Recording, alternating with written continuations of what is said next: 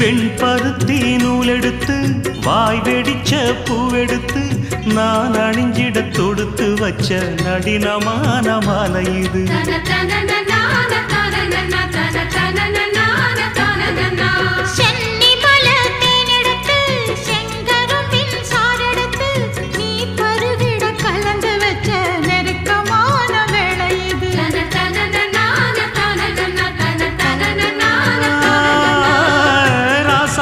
உடம்பிருக்கும் ரவிக்க துணி நானாக அன்னாடம் சூடி கொள்ள ஆசை வச்சாகாதா.